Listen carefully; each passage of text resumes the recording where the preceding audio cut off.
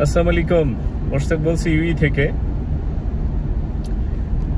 ঘটমান পরিস্থিতির উপরে বেস করে আমি যদি বাংলাদেশের কথা বলি, একজন প্রবাসী হিসাবে আমার যে দেখা এবং প্র্যাকটিক্যাল অভিজ্ঞতার উপরে যেটা দেখা, আমাদের পাস্ট অভিজ্ঞতার উপরে বিশ্লেষণ করেও যদি কথাটা বলি, যে বর্তমান যে পরিস্থিতি সেটা কিন্তু একদিনে তৈরি হয়নি। আজকের ছাত্র আন্দোলন, গভর্নমেন্ট চেঞ্জ, বন্যা, এগুলো স্বাভাবিক প্রক্রিয়া। কখনো কোনো জটিলতার সৃষ্টি হলে তখন একটা জটিলতা কাটিয়ে উঠতে উঠতে আর একটা আসে। প্রবলেম যখন শুরু হয় তখন একটা শেষ হতে না হতে আর একটা চলে আসে। তো সেখানে উত্তরণের পথ হচ্ছে নিজেদেরকে সংগঠিত রাখা। সুসংগঠিত হওয়ার কারণেই কিন্তু অনেক কিছু সম্ভব, অনেক কিছু মোকাবেলা করা সম্ভব। বন্যার কথা বলছেন, আবেগী সেন্টিমেন্ট বিভিন্ন হবে, এটা স্বাভাবিক, হিউম্যান হিসেবে এটা আসে। তবে ওভারঅল পরিস্থিতি যদি আপনি বিবেচনা করেন, আমরা হচ্ছে একটা ভাটির দেশ। বন্যা নিয়ে অনেকে অনেক কথা বলছেন, সেটার উপরেই বেস করে কথাটা বলছি যে আমরা হচ্ছে একটা ভাটির দেশ। আপনি মনে করেন পাহাড়ের উপর থেকে পানি যদি ছেড়ে দেন তখন নিচে আসবেই। আপনি যদি বাদ দেন, এখন এন্টি ফারাক্কা দেন, এন্টি ফারাক্কা দিলেও আপনাদের যে সুফল সেটা কিন্তু পাবেন না। খুব একটা সেটা উপকার আসবে না, সাময়িক হয়তো আসবে, কিন্তু এটার ফলে যেটা হবে আর একটা প্রবলেম ক্রিয়েট হয়ে যাবে। সেখানে সব থেকে প্রয়োজন, আমি যেটা মনে করি বেসড অন বিশ্লেষণ এবং ওভারঅল প্রাকৃতিকভাবে যে ল্যান্ডস্কেপগুলো, সেটার উপর বেস করে যদি বাংলাদেশেও অত্যন্ত দরিদ্র দেশ, সেটা বিশ্লেষণটা দেওয়া খুব ডিফিকাল্ট। তো সেখানে যে নদীগুলো মারা যাচ্ছে, এটা ওয়েস্ট বেঙ্গলেও কিন্তু নদীগুলো মারা যাচ্ছে। তিস্তার পরে যে ব্যারেজ দিয়ে ওরা নিজেরাই ড্যাম দেওয়ার পরে যে ইন্ডিয়ান যে নদীগুলো সেগুলো মারা যাচ্ছে, সাথে সাথে বাংলাদেশ তো মারাই গেছে। আমি ছোটকালে অনেক কিছু দেখেছি, যখন যশোর এয়ারপোর্টে ল্যান্ড করি এবং আমার বাসা পর্যন্ত যেতে 6টা নদী দেখেছি, 6টাই কপোতাক্ষ থেকে শুরু করে সবগুলো নদী মারা গেছে। তো এটা সচেতনতা এবং আন্তর্জাতিক যে ল, সেটা যদি সবাই মেনটেন করে চলে তাহলে এটা কিছুটা হলেও সেটা সমাধান করা সম্ভব। বাংলাদেশের নদীগুলোর নাব্যতা খুব জরুরি।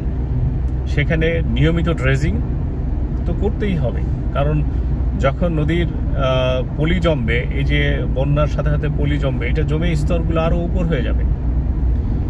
নদীর স্বাভাবিক প্রক্রিয়াতে যখন কেউ বাধাগ্রস্ত করে, তখন সে শুধু নিজেই বাধাগ্রস্ত হলো না, আরেকজনকে বাধাগ্রস্ত করলো, নিজেও বাধাগ্রস্ত হলো।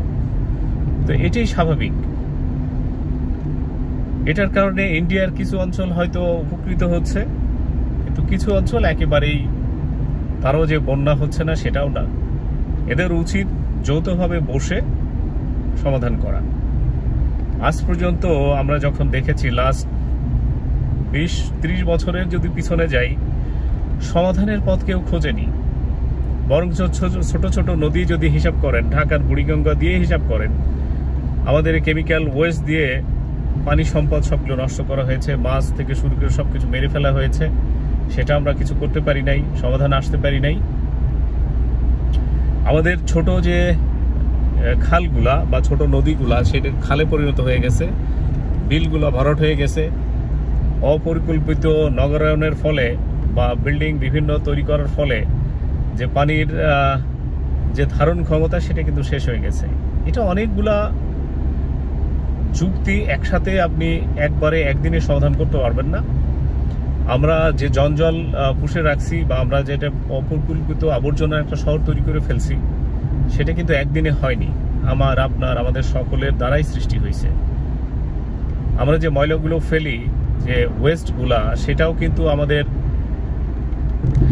একদম অপরিকল্পিতভাবে ফেলা। সেটাও নদী এবং বিভিন্ন জায়গায় ভরাটের কারণে আমাদের বন্যার কারণ। তো মূলত এখানে যদি যৌথ কমিশন তৈরি না করেন, যতদিন পর্যন্ত দুইটা বাংলা মিলে যদি এটা সমাধান করার চেষ্টা না করেন, আমার মনে হয় না ততদিন এই সমাধানের কাছেও আপনারা যেতে পারবেন। অনেকেই অ্যান্টি ইন্ডিয়া সেন্টিমেন্ট আছে, এটা সত্য যে ইন্ডিয়া তাদের দেশেরই ভালো চাইবে। ইন্ডিয়া কখনোই তাদের দেশের 1 ইঞ্চি জায়গা ছাড় দিবে না আপনাদের জন্য। সেখানে আপনারা আপনাদের জায়গা কেন ছাড় দিবেন? আপনারা বসবেন, আপনারা বসে সমাধান করার চেষ্টা করবেন। এই ড্যামগুলা আপনাদের দেশে আপনারা যদি উপরে থাকতেন আপনারাও দিতেন। তো সেখানে সমাধান কি? সমাধান হচ্ছে আন্তর্জাতিকভাবে আপনারা বসতে হবে এবং নিজেদের কাজগুলো নিজের সক্ষমতা বাড়াতে হবে, পরনির্ভরশীলতা থেকে বাড়াতে হবে। আপনাদের যে জমিগুলো, পরিত্যক্ত জমিগুলো, সেগুলো দিয়ে কাজ করতে হবে, খাদ্যশস্য রেডি করতে হবে। আপনাদের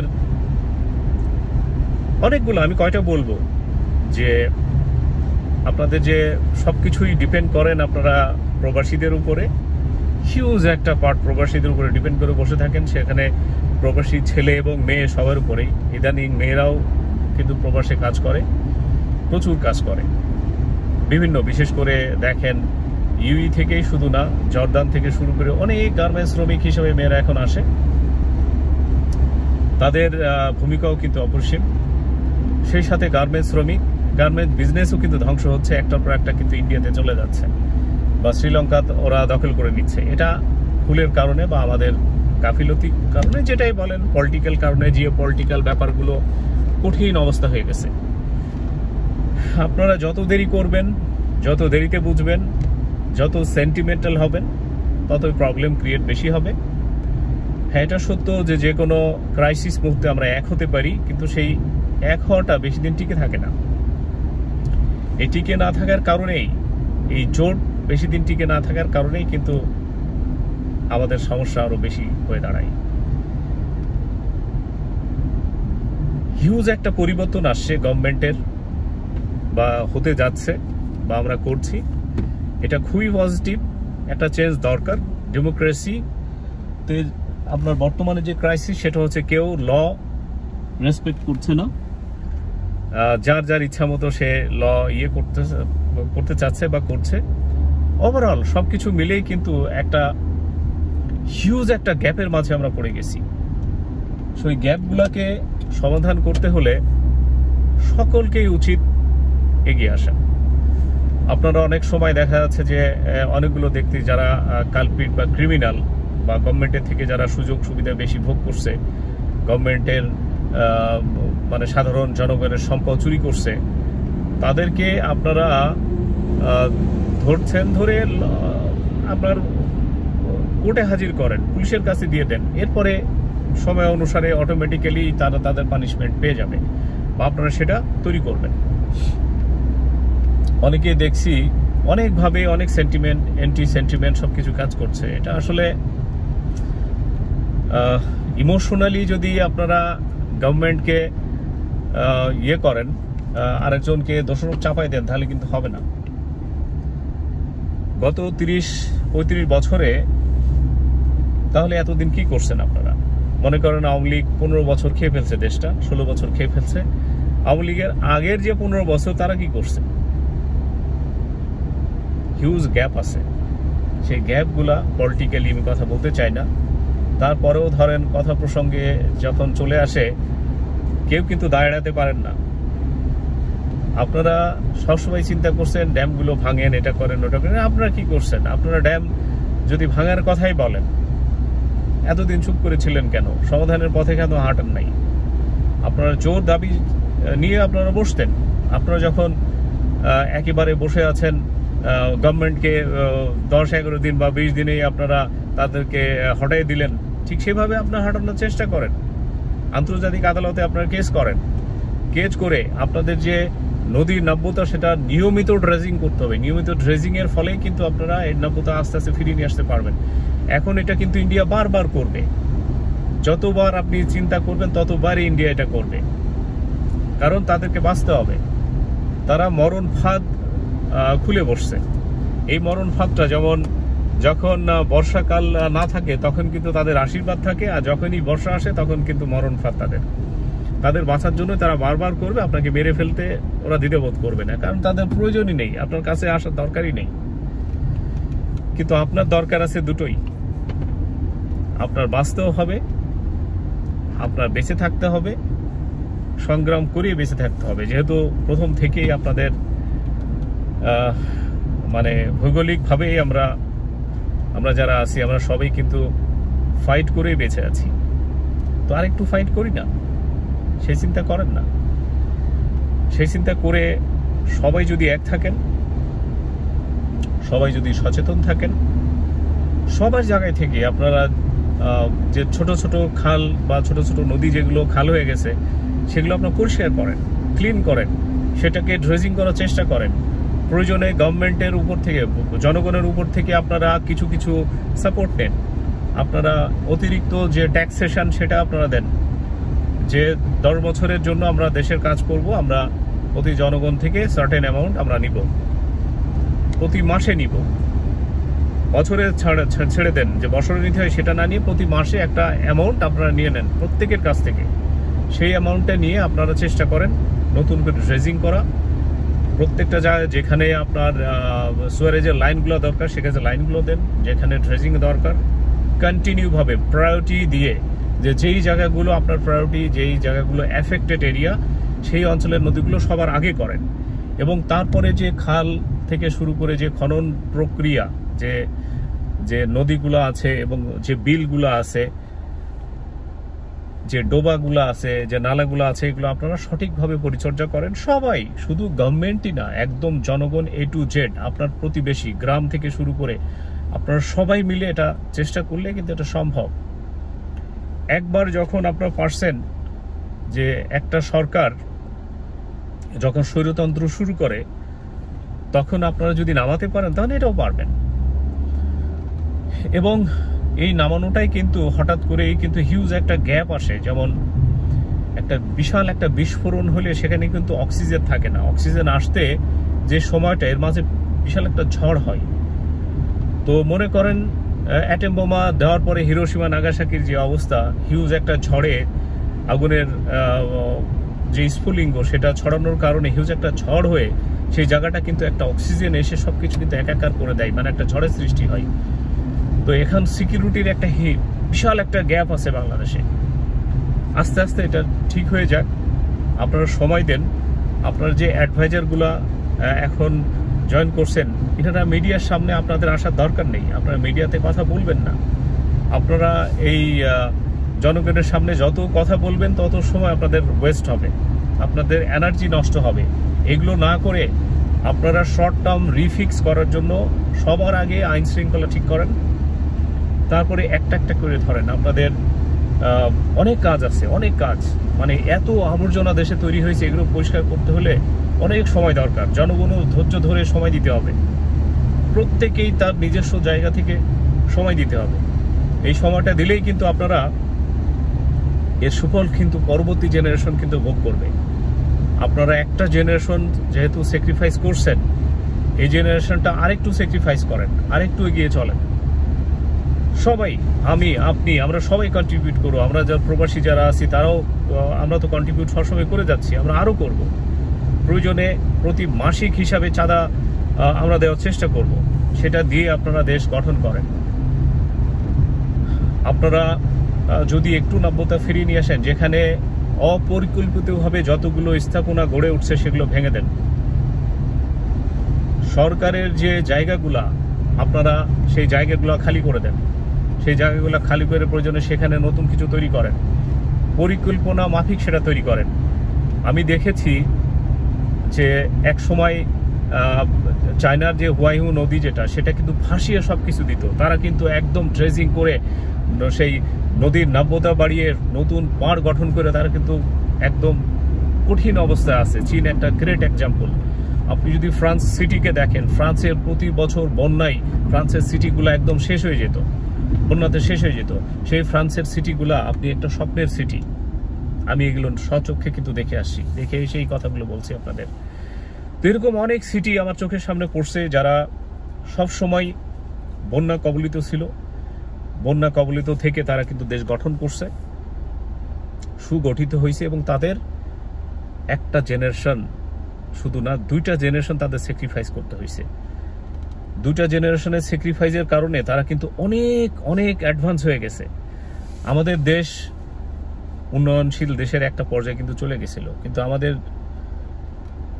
যে দুর্নীতি, এই দুর্নীতির জায়গা থেকে আপনারা যদি একটু পিছিয়ে আসেন, আপনাদের এখনকার যে জেনারেশন আপনারা বলছেন জেনারেশন জেড, জি, যেটাই যেভাবেই বলেন, এই জেনারেশন যদি চিন্তা করেন যে আপনাদের বাবাদের, চাচাদের, আপনাদের সম আত্মীয় স্বজনের যেখানে যে অবস্থানে আছে, গভর্নমেন্ট থেকে শুরু করে প্রাইভেট সেক্টর, সবাই যদি আপনার দুর্নীতিতে জড়িয়ে না পড়েন, দুর্নীতি আপনারা ঘুষ দেবেন না, ঘুষ কাউকে খেতে দিবেন না, এটা যদি করেন এবং কোনো প্রকার চাঁদা আপনারা কাউকে দিবেন না এবং চাঁদা কাউকে নিতে দিবেন না, এটা যদি আপনারা রক্ষা করতে পারেন, 5 বছরে দেশ গঠন করা সম্ভব। It is possible and it is fact. আপনারা যদি আরেকবার চেষ্টা করেন যে আপনাদের নিজস্ব জায়গা থেকে যত টাকা চুরি হয়েছে, আমি জানি এটা খুবই ডিফিকাল্ট, এটা ফিরিয়ে নিয়ে আসা খুবই ডিফিকাল্ট, এটা ইম্পসিবল একটা কেস। তবে এখন থেকে একটা টাকাও যেন চুরি হতে দিবেন না, একটা টাকা কাউকে ঘুষ দিবেন না, একটা টাকা কাউকে ঘুষ খেতে দিবেন না, এবং মানি লন্ডারিং এর কোনো কেস আপনাদের সামনে পড়লে অন দ্য স্পটেই আপনারা অ্যাকশন নেবেন। On the spot in the sense, একে অনতি বিলম্বে তাদেরকে বিচারের নিয়ে আসবেন, সেখানে হাই প্রায়োরিটি দিয়ে। প্রয়োজনে আমাদের যে স্টুডেন্টগুলো আছে যারা গ্র্যাজুয়েটকে ঘুরে বেড়াচ্ছে, তাদেরকে ট্রেনিংয়ের ব্যবস্থা করবেন, করে তাদেরকে কাজে লাগাবেন, তাদেরকে কমিউনিটি পুলিশ হিসাবে তাদেরকে ট্রাফিকে নিয়ে নেবেন, কমিউনিটি পুলিশ হিসাবে তাদেরকে বিভিন্ন অঞ্চলে ভাগ করে দিবেন, তাদেরকে একটা ভাতার ব্যবস্থা করে দিবেন, তারা পার্ট টাইম তারা কাজ করবে, ঘন্টা বেসিস। যেমন বিভিন্ন উন্নয়নশীল দেশে কমিউনিটি পুলিশ কাজ করে, সিকিউরিটি বাড়ায়, বিভিন্নভাবে আমরা কাজ করতে পারি। এই জিনিসগুলো আপনারা উদ্যোগ নেন, পরিবর্তন সম্ভব। একবার যেহেতু হাত দিয়েছেন এবং এটা না থামা পর্যন্ত, পরিবর্তন না হওয়া পর্যন্ত আপনারা কিন্তু ঘরে ফিরে যাবেন না। এটার এই না যে আমি প্রত্যেকটা আইন হাতে তুলে নিতে বলছি, সেটাও না। আমাদের পরিবর্তন সম্ভব, যেহেতু আমরা বিভিন্নভাবে প্রতিকূল অবস্থার উপরে আমরা টিকে আমরা দাঁড়িয়ে গেছি, আমরা আবারও ফিরে আসতে পারবো এবং এটা সম্ভব। একজন প্রবাসী হিসাবে আমাদের অনেক সমস্যা, তার ভিতরে সব থেকে বেশি সমস্যা মিডল ইস্টে যারা কাজ করেন তাদের বেশি সমস্যা। তাদের ফিরে যেতেই হবে, তাদের একটা স্থান তৈরি করতেই হবে। তারাও চাই আপনাদেরকে, আপনাদের পাশে থাকতে। প্রয়োজনে আমি যেটা বললাম যে আরও কিছু পয়সা, আরও কিছু চার্জ, যদি অতিরিক্ত ট্যাক্স নিতে হয়, প্রতি মাসে মাসে একটা অংশ দিতে হয়, আমরা দিতে রাজি।